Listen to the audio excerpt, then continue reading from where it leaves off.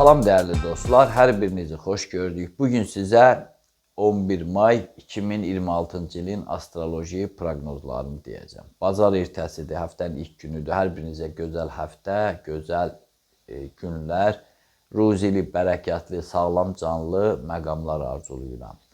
Və dünən dedim, bugün də deyirəm ki, bizim həftəlik proqnozlar hər bazar efirdə olur. Amma bizim kanalda yox, Cəbhə TV YouTube kanalında olur. Kim istəsə həftəlik planlarını qurmaq üçün ora baxmaq onlara daha sərfəli olar yəqin ki. Baxırsınız, amma yeni gələn izləyicilər üçün deyirəm ki, Cəbhə TV bu hərfi ilə bəzən insanlar cəbh yaza bilər. Türkiyə o qədər qulaq asırlar ki, Cəbhə TV belə yazırsınız, orada mənim şəklimlə video efirdə olur. Və günün öz axarına gəlince bugün iş günü deyil mən bildiyim qədər. Çünki 9 may şənbə gününə düşmüşdü. Amma hər halda mən 4-5 gün öncədən çəkirəm. Şimdi dalbadal hər gün ayrı-ayrı gəlib çəkmək də olmur. Ona görə bilmirəm. Yəqin ki iş günü deyil. Amma bugün daha çox işgüzarlıqdan daha çox ümumi mənzərə belədir ki, daha çox münasibətlərə fikir vermək lazımdır, əlaqələri dərinləşdirmək lazımdır, yaxud da pozmaq lazımdır. Yəni, bugün münasibətlər sistemində redaktörlərə ehtiyac var. Sənin vaxtını alan, yoran, bezdirən adamları, zərər vuran adamları, əleyhinə danışan adamları həyatından, yoldaşlıq, dostluq müstəvindən silməlisən. Yalnız bu halda insan rahatlıq tapır. Çünki ömürdür, yaşayırıq, amma niyə kimsə boş-boşuna vaxtını alsın, bezdirsin səni, sıxıntı versin. Uzaqlaşın, insan mükəmməl varlıqdır. Sənin yanında elə 2-cə nəfər sevdiyin adam varsa, yenə də həyat gözəldir, yaşamağa dəyər.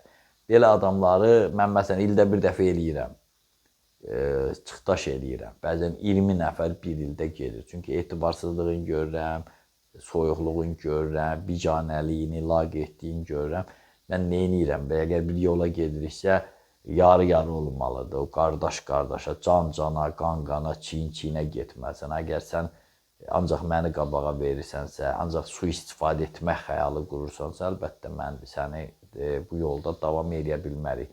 İnsan bir hədəf olur, əqidəsi olur, əqidədaşlar olur. Siz də bugün əqidədaşlarınızla bir yerdə olun. Sizə səmimi olan, dürüst olan, hətta tənqid eləyəndə də gerçəkçi olan adamları yanınızda saxlasanız, həyat daha da gözəl şəkildə davam edəcək. Bax, bugünün ümumi mənzərəsi belədir. Ayrı-ayrı zodiak işarələrinin proqnozlarını da indi sizə çatdırıram. Qoç bürcü.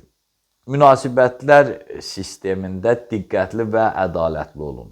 Ələlxüsus da ailə müstəvisində. Əgər qarşınızda duran bu təqvimdə hər hansı mübahisəyə yol versəniz, bu uzun müddət davam edəcək. Buğa bürcü.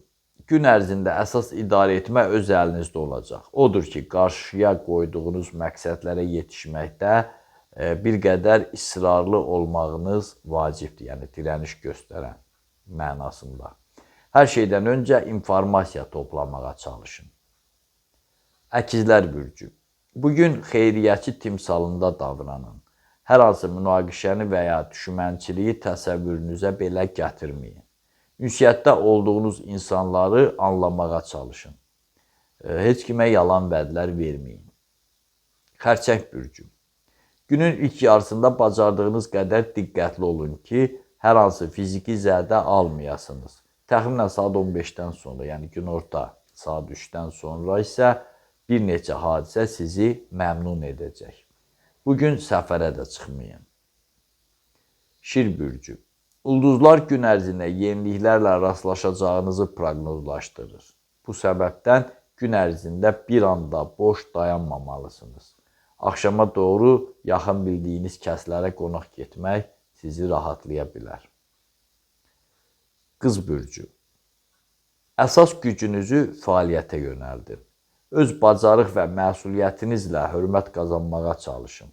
Şəxsi büdcənizdə artım etmək üçün apardığınız danışıqlarda maksimum dünya görüşlü, tədbirli, biraz da ehtiyatlı olun.